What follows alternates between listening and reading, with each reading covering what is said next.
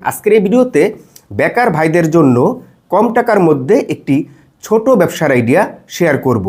আজকের ব্যবসাটি যারা বেকার রয়েছেন তারা ফুল টাইম করতে পারবেন, তার পাশাপাশি যারা চাকুরি করেন তারা পার্ট টাইম করতে পারবেন, এবং যারা লেখাপড়া করেন স্টুডেন্ট রয়েছেন তারাও লেখাপড়ার পাশাপাশি পার্ট টাইম আজকের এই ছোট ব্যবসাটা করতে পারবেন। তার পাশাপাশি আজকের এই ব্যবসাটি কোনো প্রকার দোকান লাগবে না, মানে দোকান ছাড়াই আপনি এই ব্যবসাটি করতে পারবেন। ঠিক আছে, দেখুন আমরা যারা মধ্যবিত্ত রয়েছি তাদের প্রধান যে সমস্যাটি সেটি হচ্ছে লজ্জা।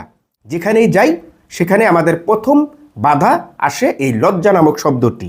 তাই আপনি যদি জীবনে ছোট অথবা বড় কাজ অথবা ব্যবসা যেটাই হোক না কেন যদি করতে চান তাহলে আপনাকে লজ্জা নামক শব্দটি ঝেড়ে ফেলতে হবে। তো আজকের এই ব্যবসার যে পণ্যগুলি রয়েছে সেগুলি হচ্ছে আপনার ভালো মানের এক্সপোর্ট কোয়ালিটির প্যান্ট, এক্সপোর্ট কোয়ালিটির টি শার্ট এবং এক্সপোর্ট কোয়ালিটির গরমের গোলগলা এবং বিনেকের গেঞ্জি। এই তিনটি আইটেম নিয়ে মূলত আপনি ব্যবসাটা শুরু করতে পারেন।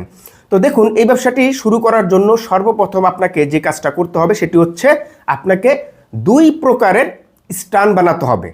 মানে এই দুই প্রকারের মধ্যে যে কোনো স্ট্যান্ড আপনি বানাতে পারেন। ওয়ার্কশপের যে দোকান রয়েছে যারা স্টিলের কাজ করে, বিভিন্ন লোহার আপনার ফার্নিচার বানিয়ে থাকে, তাদের কাছ থেকে আপনাকে এই স্ট্যান্ড দুটি বানাতে হবে। মিনিমাম যাতে এই স্ট্যান্ডের মধ্যে আপনার 50 পিস শার্ট প্যান্ট গেঞ্জি রাখা যায়।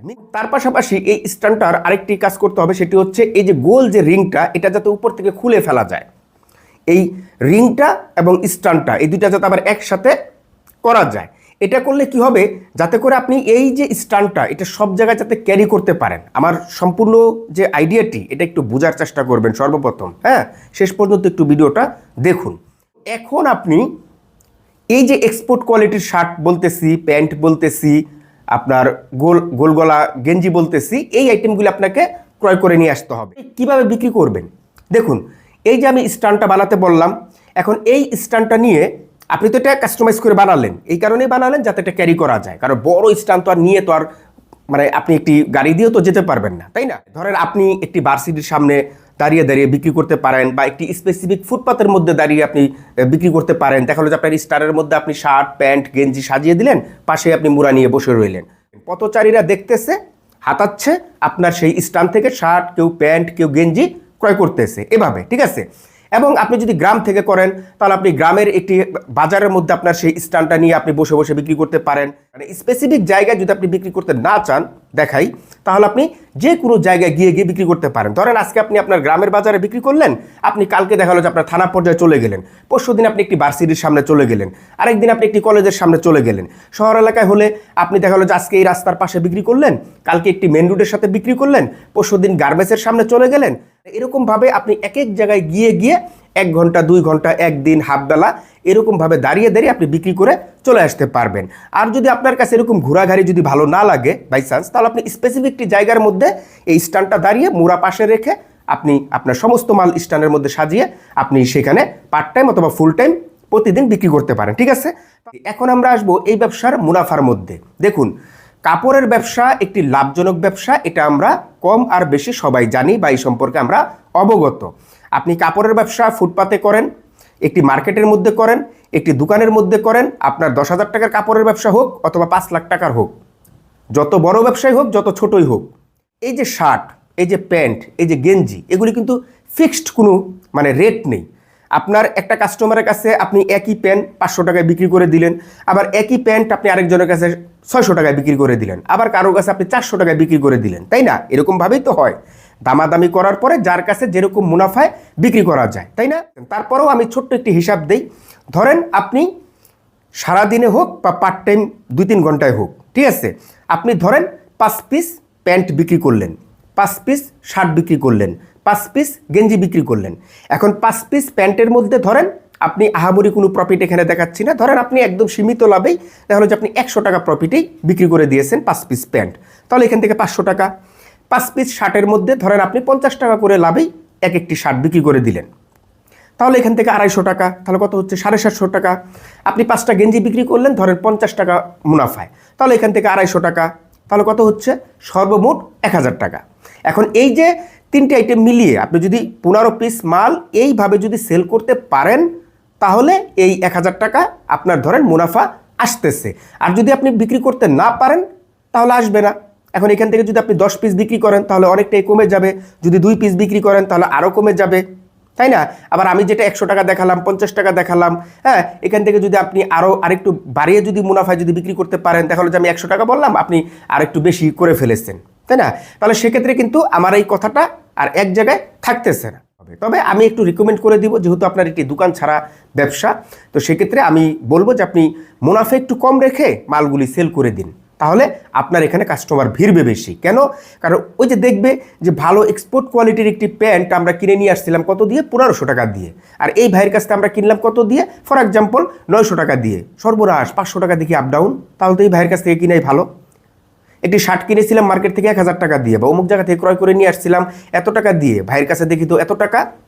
তো এইভাবে যখন আপনি একটি সুনাম অর্জন করবেন তখন তো আপনার এই মাল মানে চলবে, এই আপনার কাছ থেকে মানুষ ক্রয় করবে, মানে অনেক দূর থেকে এসে হলেও আপনার এখান থেকে প্যান্ট এবং শার্ট ক্রয় করবে, তাই না? তো ব্যবসার তো কিছু কৌশল রয়েছে, কিছু পলিসি রয়েছে, এগুলি মেনটেন করলে ব্যবসা গ্রো করা যায়, ঠিক আছে? আমরা অনেকেই কৌশল বুঝি না, তো না বুঝে ব্যবসা কিন্তু গ্রো করতে পারি না। তো যাই হোক, আমি কিন্তু আপনার বিক্রি করার যে বিষয়টা বা কৌশলটা, এটা সুন্দরভাবে বোঝানোর চেষ্টা করেছি। এখন যদি আমরা আসি যে এই ব্যবসার মধ্যে লস রয়েছে কিনা, দেখুন এই ব্যবসার মধ্যে আমি খালি চোখে আপাতত কোনো লস দেখতেছি না, তবে লসের দুটি কারণ রয়েছে। একটি কারণ হচ্ছে যে আপনি যখন ব্যবসাটা করবেন তখন কোনো মানুষকে বা কোনো কাস্টমারকে বাকি বিক্রি করবেন না।